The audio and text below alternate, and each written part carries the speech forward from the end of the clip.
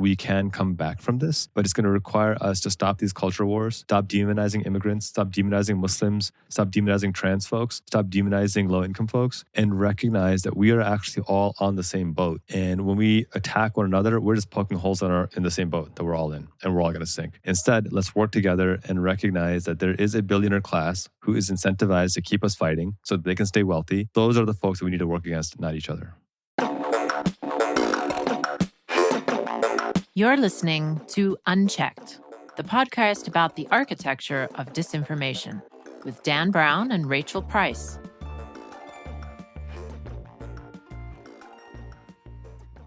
I told you that I asked Claude for some feedback, and I posted about it to LinkedIn, and now other people are doing the same thing. Oh, no. Yeah. You started a viral trend. Well, one person started You it. are infectious. Hi, Rachel. Hey, Dan. How are you?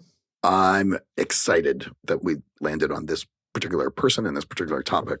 Dan, who are we talking to today, and why on earth did you think this was a good idea? I've been following this guy. His name is Qasim Rashid for years. First on Twitter, and then I followed him to other social networks. He's Muslim, and he used to be based here in the D.C. area, and I just loved following other dads in the D.C. area. But it's also important to me to be able to follow folks from other cultures and other walks of life to just really kind of get that exposure. I feel like I've always learned something from a post of his. And when we were thinking about topics, I think I was just sort of looking through my feed, and I remembered that he's an immigration attorney. And I was like, immigration is a topic that is just fraught, obviously, and then it's just filled with misinformation.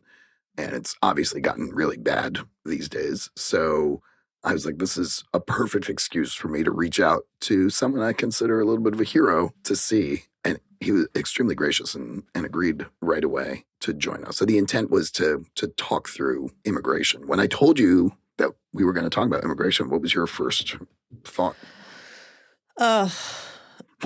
We've talked about some topics are frustrating, but pretty straightforward. And some topics are frustrating because of their ambiguity and their complexity. And I feel like immigration and misinformation is one of those. And it's so wrapped up in the American experience, but everyone has such a different takeaway about what is going on and what's correct and what's incorrect. So I was excited for this, but I was also like, oh man, like you could have an entire sub-series on misinformation around immigration in the United States. But really excited, and especially when I found out it was Qasim, I knew it was going to be a really fun conversation. He's such an eloquent speaker and also tells a great dad joke. Yeah.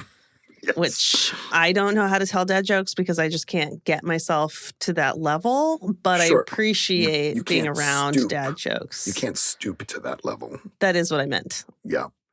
I think we should warn folks, although this series has been political, Qasim takes us like all the way. All the way there. Yes. Yeah. There's very clear politics going on here. Yep. Really entertaining conversation, very informative conversation. And we just go right to it. So we're all the way in. Yeah, but this is a fun one.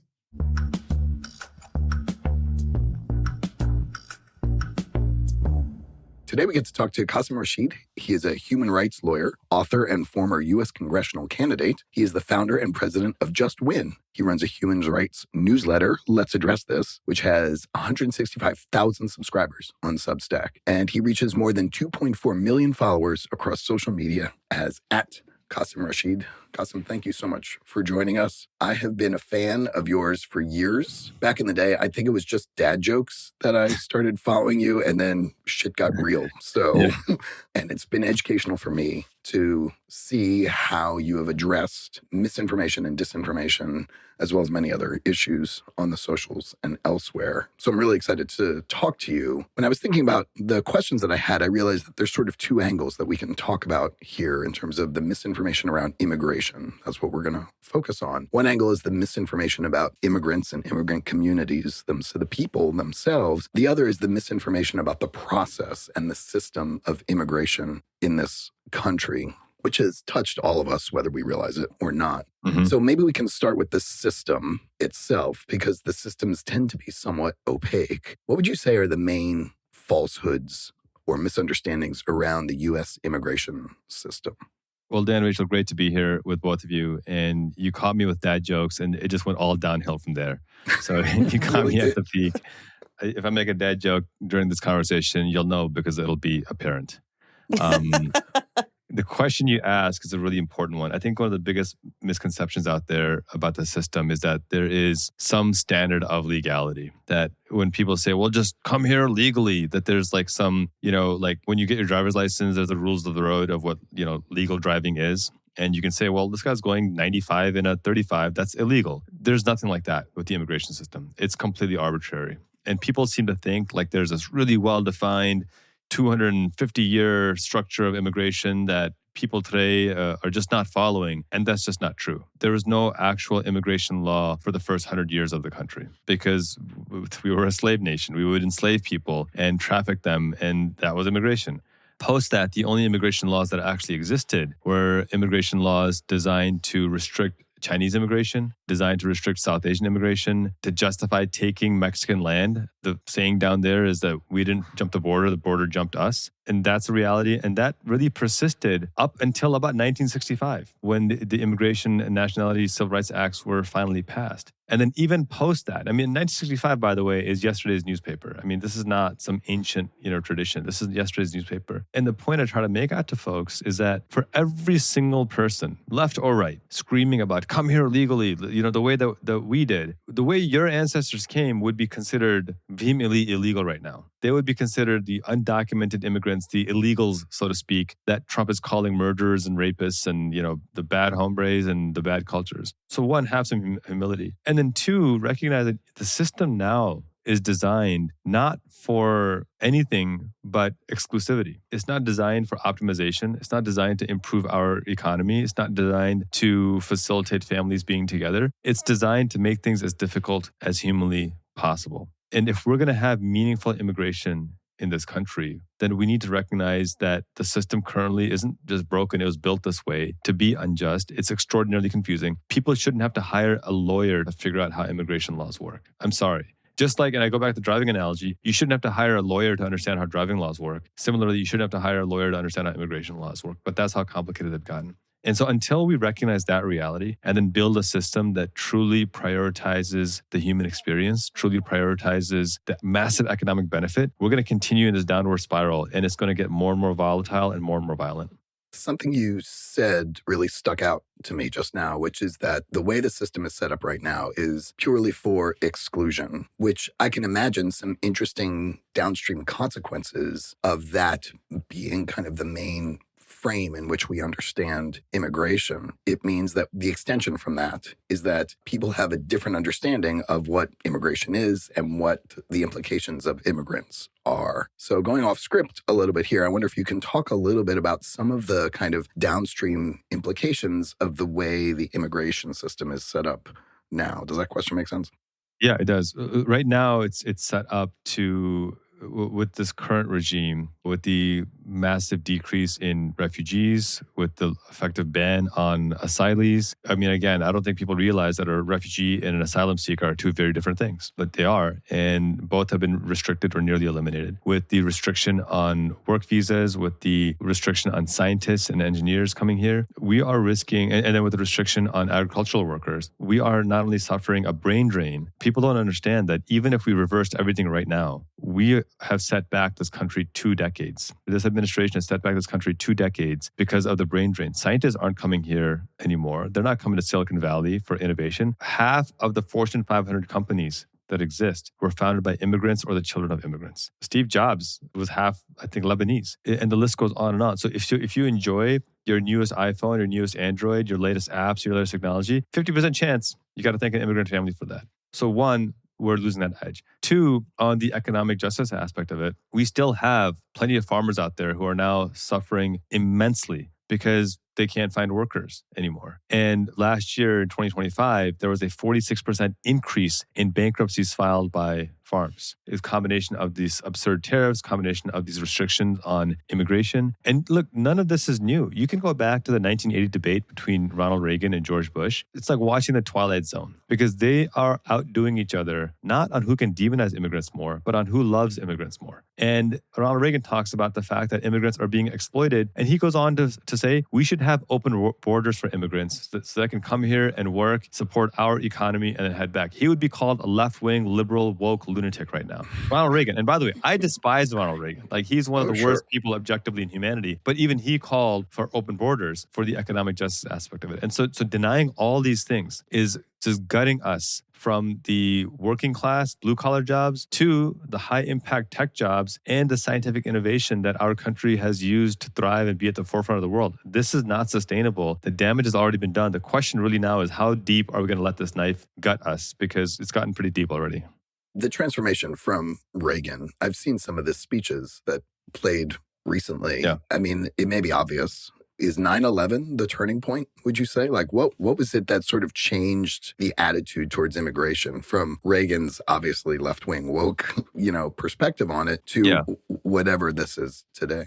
I think it actually goes a little bit before that. I think that the Southern strategy that superseded Jim Crow just became stronger and stronger. You've always had this anti-Black narrative in the United States. Anti-Indigenous, of course, as well. I mean, we can go back and look at the Supreme Court decisions from the 1920s about the boarding schools that committed genocide and justified genocide by sending federal dollars to kidnap Indigenous children. So it's been a racist and anti-Black, anti-Indigenous policy. When Jim Crow fell, the Southern strategy came into effect to convince poor white people that, hey, you may be poor, but at least you're not Black. And you saw the Willie Horton ads, you saw the welfare queen trope that Reagan put forth. And by the time you had the 80s come about, I think you had now about 2 decades of South Asian immigration come through as well. 80s, early 90s, early 2000s, 9/11 just kind of accelerated and fueled that even more. But now you had a generation of brown people coming in as well, kids like me. And,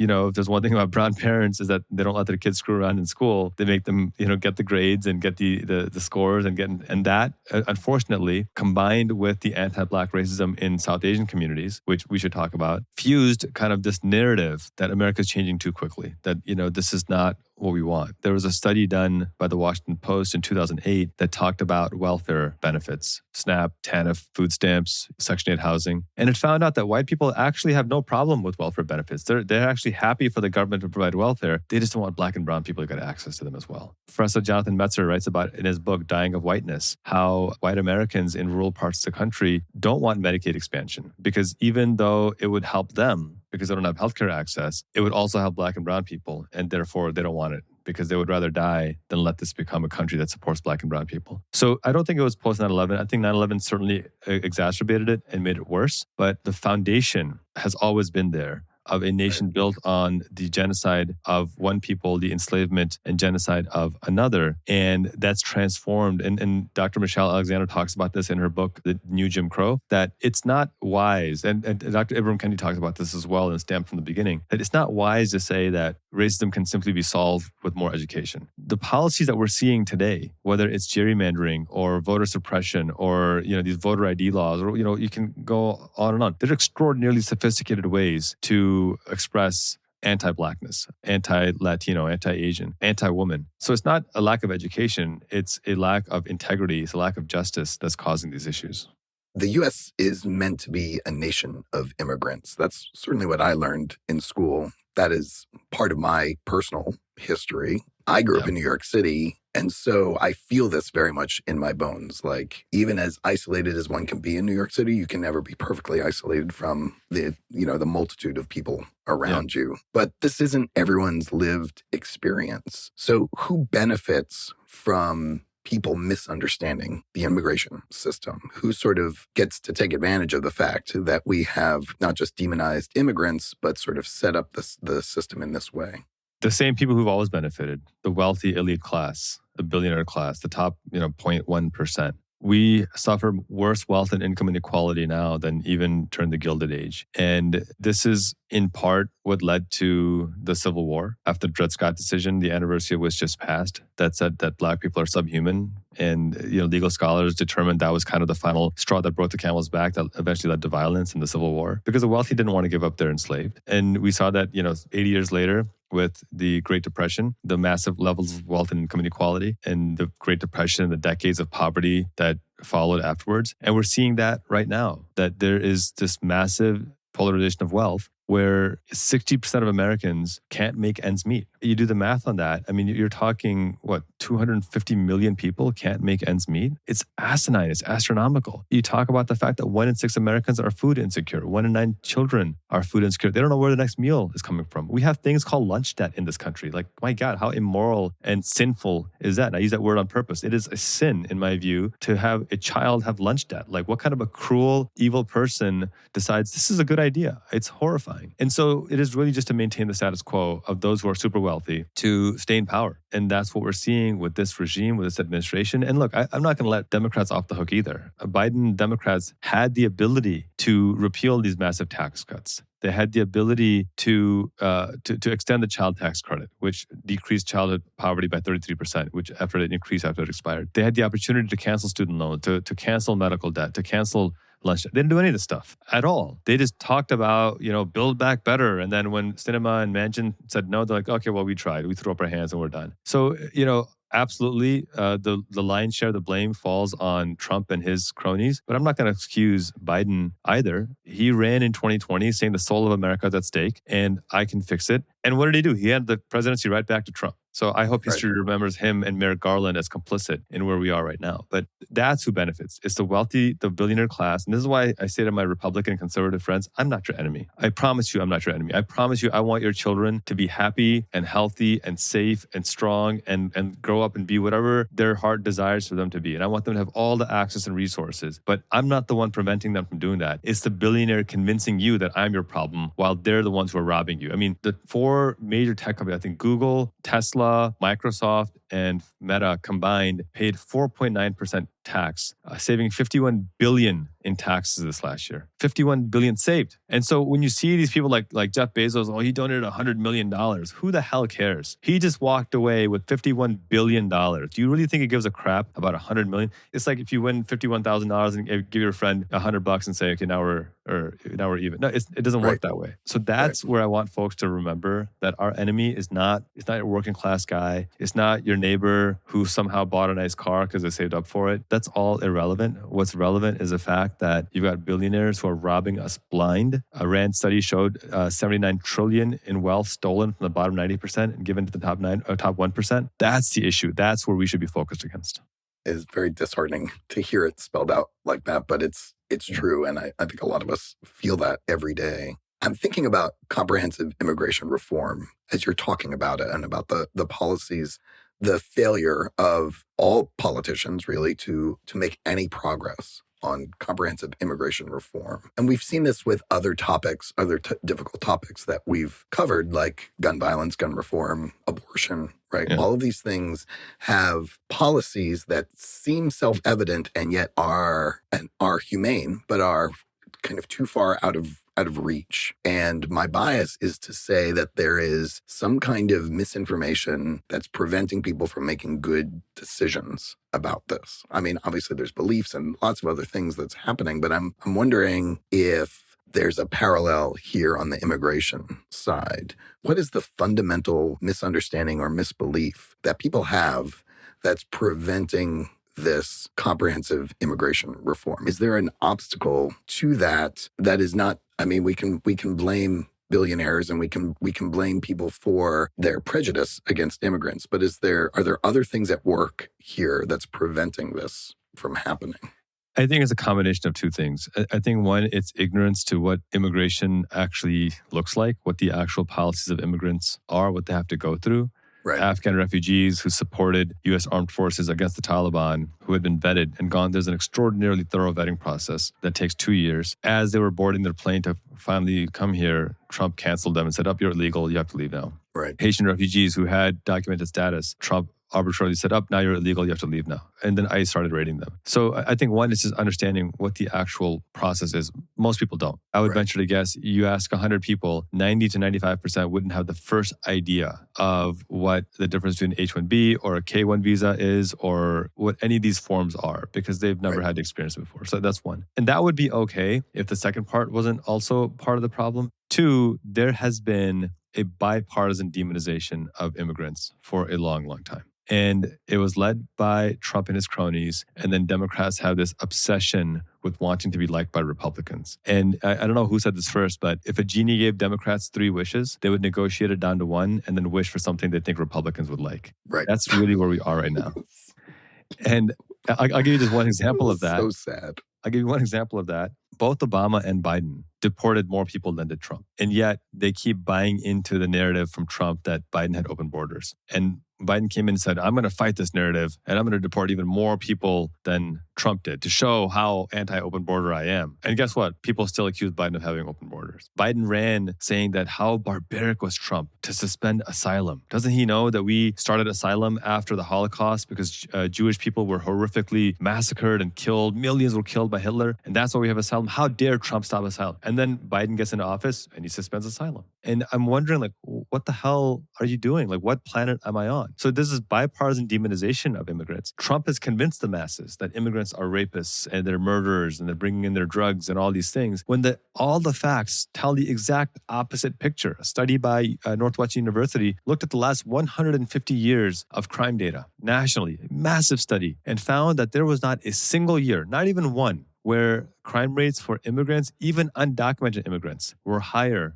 than that of U.S. citizens. So statistically speaking, at no point in the last 150 years of immigration law in this country, as restrictive and oppressive as it was, has there ever been a neighborhood or a city that had a higher crime rate because more immigrants moved there. You are statistically safer if you have more immigrants, documented or not, in your neighborhood. Most Americans don't know that. Most Americans don't know that undocumented immigrants, far from being a burden on our economy, contribute $100 billion a year in taxes that they get zero benefit from. I mean, I can go on and on, but this second aspect, the fact that people don't know this, is why we're in the situation that we're in right now. Why don't we know this? What's your take on that? Because the party that is supposed to be driving the narrative to say, hey, immigrants not only are not to be feared, but here's why you should embrace them. Imagine if the Democratic Party came out and said, Trump is insane. He knows immigrants are great. 2 of his 3 wives are immigrants. He knows immigrants get it, right? They're not going to do that. If he pointed out that, look, Trump's grandparents came here undocumented, couldn't speak a word of English, and now he's president. This is the power of this country when we empower immigrants. You know, imagine if they pointed out that, look, not only are immigrants lower in crime rates, but much of the technological innovation that we've had, all these things that you enjoy are because of immigrants. Imagine if they pointed out, even the Cato Institute talks about this, which is a right-wing conservative think tank, that immigrants entering a workforce increases wages for all people, including for native-born citizens. Imagine if they talked about this, that look, if you want to increase your wages, it's not that immigrants are stealing your jobs, it's that these major corporations are offshoring jobs overseas, and immigrants being here is actually increasing wages. All these facts exist. And all these examples exist. But instead of leaning into the factual reality, Democrats are negotiating 3 wishes down to 1 wish and wishing for something that they hope Republicans will like. And it's just such an asinine methodology. It just doesn't work. I don't know why they keep doing it. It's absurd. I'm sitting here thinking about the cognitive dissonance of an entire population of a country suddenly having to engage with the facts of the benefits of being a nation founded on immigrants and the dissonance of looking at that against the story that we've been telling ourselves or had told to us about the people who are immigrants for our entire history.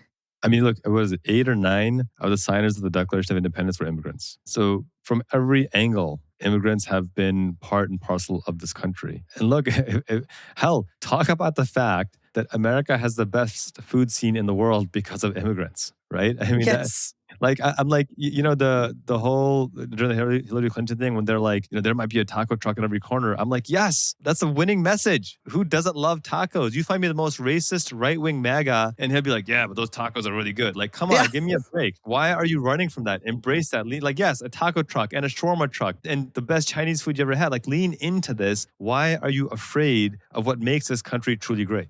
I mean, I think this is kind of our second angle that we wanted to cover today, which is like, okay, let's talk about some of the misinformation around immigrants themselves. Because I feel like this is where some of the clash happens, is that there are just conflicting stories we're telling ourselves about who immigrants are and what role they play for us. And actually, I wanted to avoid saying some of these terrible things out loud, because I feel like we've heard them. And Qasim, you had said something on our pre-interview that I thought was really interesting about how the Overton window is shifting and that our perception of what is appropriate has changed. And I'm wondering, do you have other examples of that? We know the famous one from the debate, but I'm wondering if there are other examples of that you can think of how the media has allowed for what is appropriate to have shifted into places that we find offensive or that we used to find offensive. I think the biggest one right now, as I think about this, is the fact that Donald Trump and Republicans are building concentration camps in America right now. They're buying up warehouses, spending billions of dollars. And it's also a grift because they're paying, there's some studies done on this, they're paying 10x the cost per square foot for these warehouses. So there's clearly a grift happening. But they're building concentration camps. We have documented evidence and reporting that they are crushing the testicles of men in these places. That's torture. That's one of the definitions of genocide, to destroy people's reproductive organs. We have documented evidence that children are being sexually molested. There's a study by The Guardian of 5,000 documented cases of child rape and sexual abuse by DHS and ICE. We know that women are suffering rape in Louisiana. There was an ICE or DHS or ICE guard who raped a woman for months on end in exchange to let her see her daughter. And the question isn't just how did he get away with it? It's how many people knew and covered for him. Because how do you do that in a secure facility for months on end and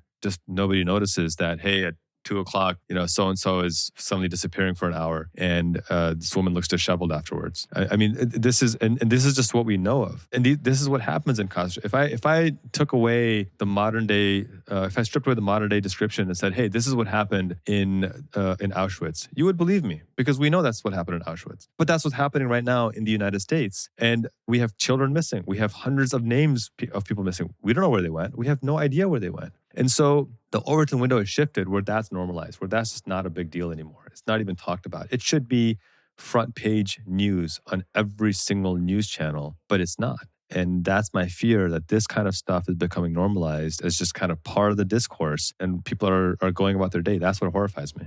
And there's no accountability. None. Right, either. And I think that contributes to this shift as well. It's, no one's paying the price, so maybe this is what should be happening, or maybe this is okay to some extent, right? And or maybe this is just the nature of what immigrants have to deal with. And the lack of accountability is really frustrating and depressing.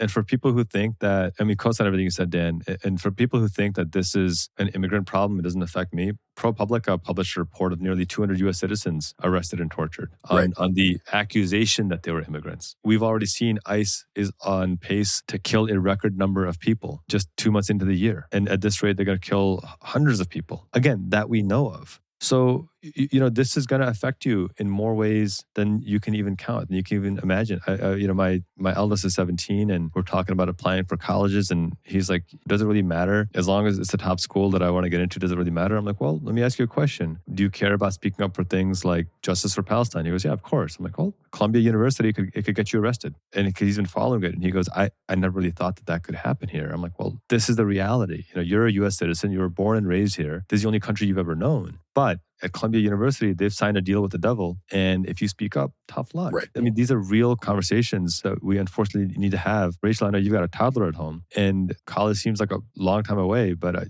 as you know, it's not, right? It's around the corner. And these are questions that every parent's going to need to ask themselves of what kind of world do I want my kids to. So I think that the point is that the lessons from Nazi Germany or from past dictatorships can't just be, well, this really horrible thing happened. Let's make sure it doesn't happen again. It has to be, hey, we should probably identify what caused those things to happen. Because once it's happening, it's too late, right? It's like once you've got full-blown cancer, it's too late. Maybe when it was like a speck, that's when you get it excised and removed. You don't wait till it becomes the size of a golf ball or an orange or whatnot. And so that's where we are right now. And I still have eternal hope that we can come back from this, but it's going to require us to stop these culture wars, stop demonizing immigrants, stop demonizing Muslims, stop demonizing trans folks, stop demonizing low-income folks, and recognize that we are actually all on the same boat. And when we attack one another, we're just poking holes in the same boat that we're all in, and we're all going to sink. Instead, let's work together and recognize that there is a billionaire class who is incentivized to keep us fighting so that they can stay wealthy. Those are the folks that we need to work against, not each other. Is there something in particular that you're seeing today that gives you hope? We can all have that hope, but is there any, as you look on the tapestry of the shit show in front of us, is there any kind of thing that you feel like, okay, this could lead to something bigger and better? I mean, I think two things I always think about. One, I have hope in, and this is going to sound cliche, but I have hope in this country and I have hope in the American people. This isn't the first time Americans have faced fascism in this country. It's not the first time we've faced systemic misogyny, systemic racism, systemic violence. We've faced it, unfortunately, numerous times before. And we've overcome it before, and we can overcome it now. And the second thing is that we have something that past generations didn't have. And that is that we have access to their shoulders to stand on. We know what the Claudette Colvins and the Robert Smalls and the Malcolm X's and the Dr. Kings and the Rosa Parks of the world did.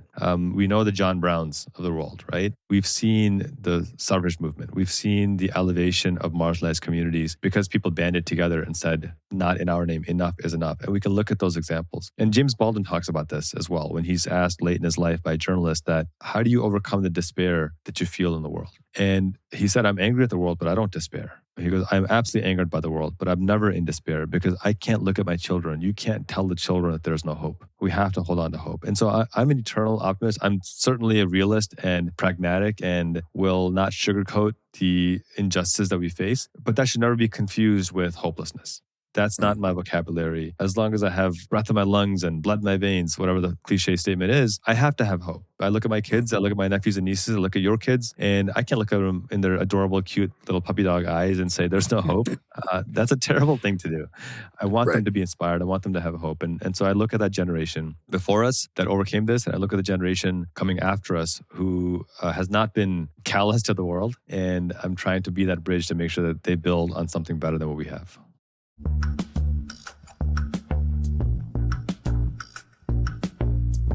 Let's just dive in. What was your lens? Okay, my lens is called law-abiding citizen. Oof. And so this lens asks us, how does the system communicate its laws? And I don't mean literal laws. I mean, maybe I do. Maybe this is the T&C. But like, how does the system communicate what you're supposed to do and how you're supposed to do it correctly? How easy does the system make it to be a law-abiding citizen of the system? Can a user be reasonably expected to understand those laws without interpretation? And if not, why? I think that's actually at the heart of this lens, is coming to this idea of like, if the system isn't communicating its laws, is that intentional? Like, take a minute. Yeah.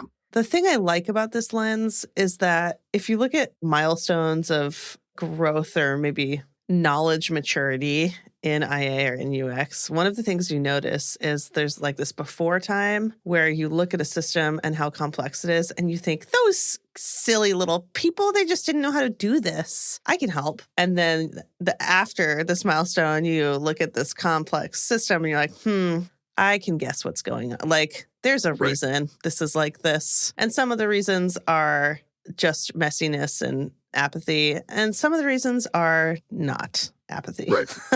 And so this lens asks you to really like sit for a minute and look at, why are the laws being communicated well or poorly?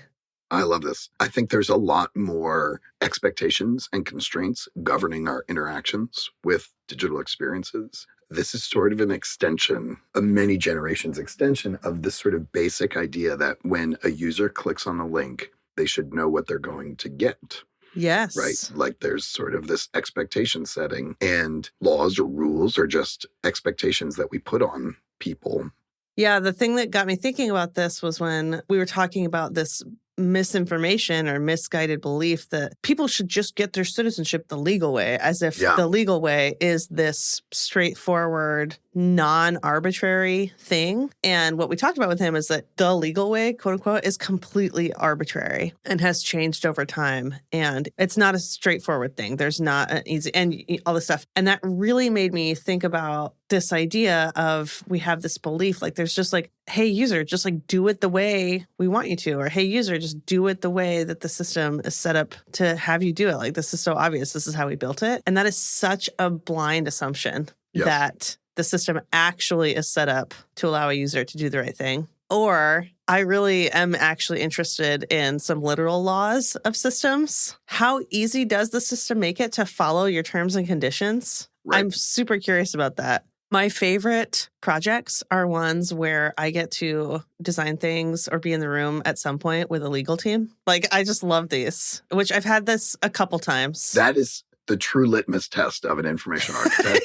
Yes. Do you like talking to lawyers? Yes, I do. I love the constraints. And I love understanding the nuances of like the spirit of the constraint and the actual constraint and like misinterpretations around what the translation from a technical legal constraint to a user experience are. Like there's a lot of translating that happens there. Mwah, I love that stuff. Yeah. So this lens is probably coming from that part of my brain that's like, ooh, terms and conditions and legal constraints. Yes. I mean, it all also gets back to the definition of what do we mean by immigration? What do we mean by immigrant, right? Have we set people's expectations about what those things are and set the rules about what those are so people can then also understand them? So I'm just going to put you on the spot for a sec because you did that to me last week. And so now I'm doing it to you. I'm ready. Connect the dots between this lens and disinformation. Okay. I think that the misinformation is when there's this belief floating out there that goes unquestioned that there's a law, just follow it. And if you're not following it, then you're breaking the law. And now I have a reason to think you shouldn't be here. Now I have a reason to think like you're the enemy because you're not following the law. And for me, that framing is really, really powerful because you get to take the true story of person or a group of people who are trying to do their best and trying to follow laws, and the system is set up in such a way that it's really, really, really hard to do that. So you take these well-intentioned people who are accidentally not following the law or something, and you get to reframe that as this intentional malice. Yeah. You're not following my laws. Get out of here. Right. And that belief that the system of laws is easier to follow and clearer than it actually is. You're taking a flaw in the system and making that an individual's problem. You know what I mean? Yes. And so I think that that is actually a really powerful misinformation mechanism because it takes a really big, wicked problem that is hard to solve, and it pins it on an individual and say, well, it's your problem. You can't figure this out. And it's a lot easier for us to tell ourselves stories about individuals with bad intent doing bad things than it is for us to tell ourselves interesting stories about systems gone awry. Yes. Did I pass? You did. Okay. You exceeded my expectations. And what you were talking about made me think of the sort of through line in everything that you've been saying is one of the problems that we have with modern immigration is that there are different rules for different people. Yes. And there should be the same rules for everybody. Or if there are different rules for different people, there should be a very clear rationale. You should be able to point to it. Yeah. And I just remember when the social network formerly known as Twitter started to fall apart, one of the symptoms of that was this sort of extremely arbitrary enforcement of speech-related rules. Some people were allowed to say certain things and some people were not allowed to say certain things. And it truly was the whim of whoever was in control at that moment, which meant that there were different rules for different people. And I think a lot of frustration that people have with social networks these days is the apparent arbitrariness of enforcing speech rules. And some of that is expressed through the algorithm, right? The algorithm suppresses certain things, and it's not clear purposefully why those things were suppressed and why other things get through. It all connects back to this notion that we need to make these rules explicit so we can help people be law-abiding citizens.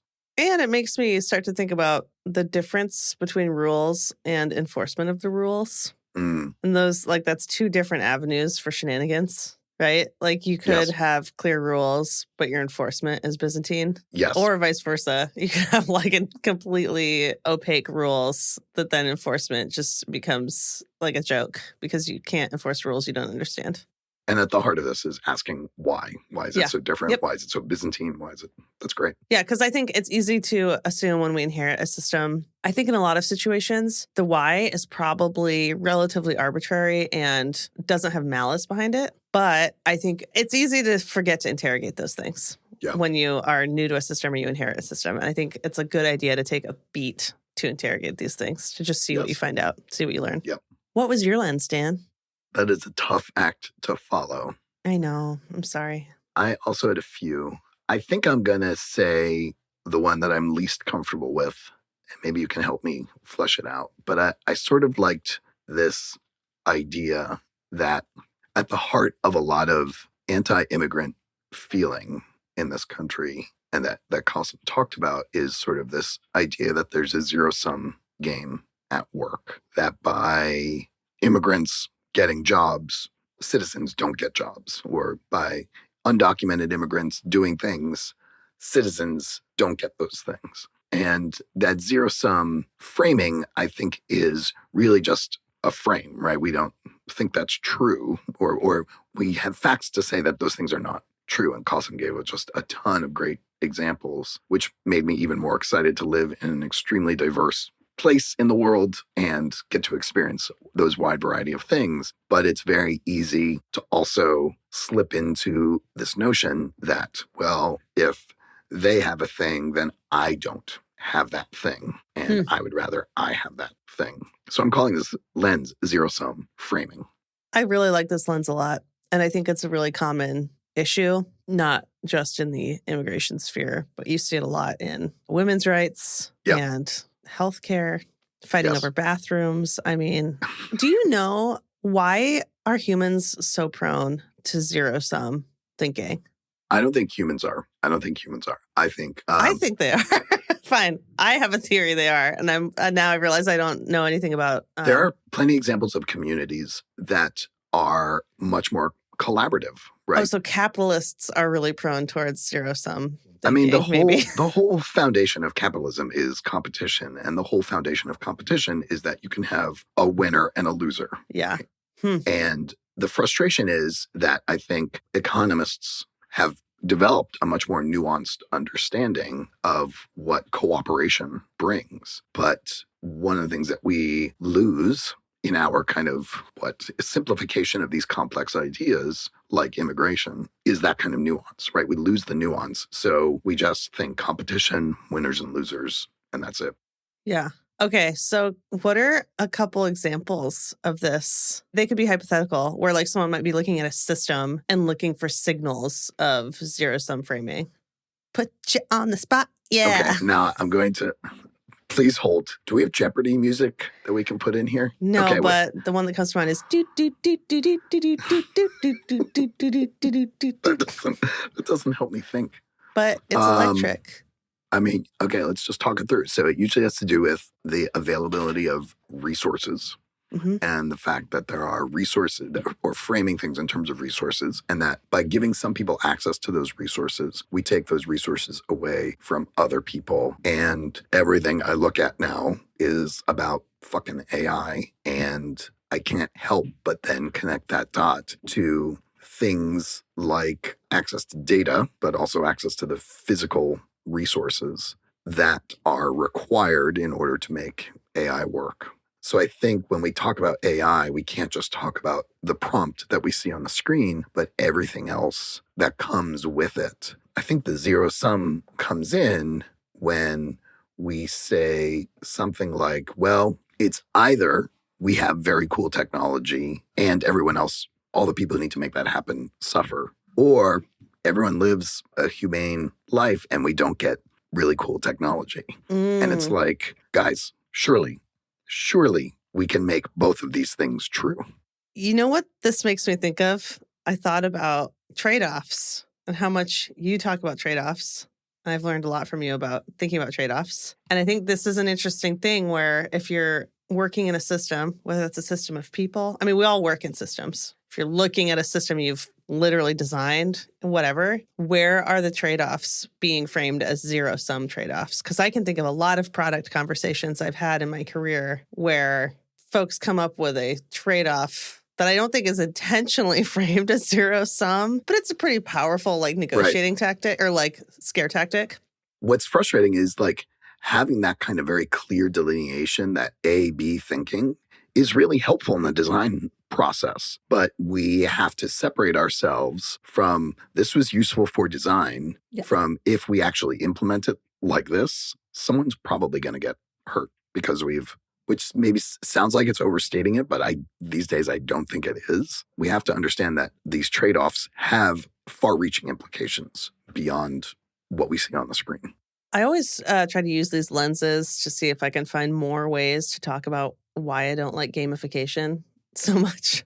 I mean, I use it to talk about why I don't like AI. So here we are. Do you think like a leaderboard is kind of a zero-sum thing where it's like, well, I won and you didn't. I'm first and you're not. Yeah.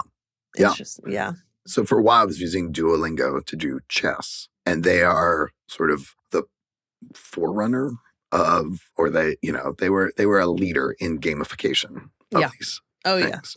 It's really interesting to see how they backed off some of that stuff. Mm-hmm. I don't have specific examples top of mind, but I did feel like it was a little less relentless and competitive when I was using it last year for chess. And yet I still stopped. And I stopped doing it because I found the process very frustrating.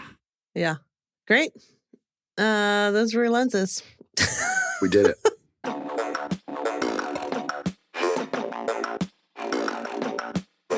And that was Unchecked. Thanks so much for listening. We really want to hear from you. If you've got ideas for topics or guests or stories, drop us a line at unchecked@curious-squid.com. If you made use of the lenses that we described today in your practice, we want to hear about that too.